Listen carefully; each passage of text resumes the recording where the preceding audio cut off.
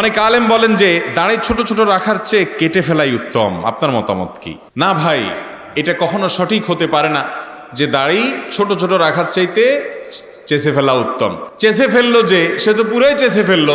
যেই বেচারা একটু রাখছে সে একটু হইলেও রাখছে, কিন্তু এই একটু রাখাটা দায়ের নির্দেশনা না।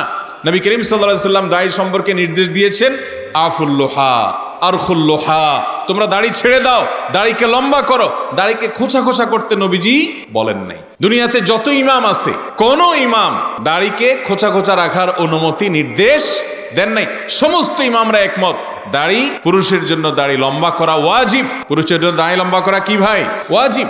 অতএব পুরুষ দাড়ি লম্বা করবে। এই দাড়িটা আল্লাহ তাআলা পুরুষদেরকে দিছে, মহিলাদেরকে দিছে। এই জন্য দাড়িটা হলো পুরুষের মার্কা। দাড়িটা কিসের মার্কা ভাই?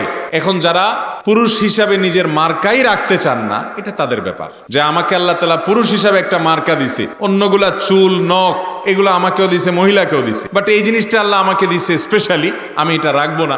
তো তিনি যদি মহিলাদের কাতারে সামিল হয়ে যেতে চান, এটা তার ব্যাপার, কিন্তু শরীয়ত এটার অনুমতি দেয়নি। কথা কি বুঝাতে পারছি? দাড়ি খোঁচা খোঁচা ছোট ছোট কেউ রাখলো, হিম্মত করলো, এরপর আরো বড় রাখবে সে ইনশাআল্লাহ, কিন্তু যেটুকু রাখছে আপনি বলবেন না এর চাইতে চাইছে ফেলা ভালো, এটা মূর্খতা। এই কথা কোরআন হাদিসে কোথাও বলা হয়নি।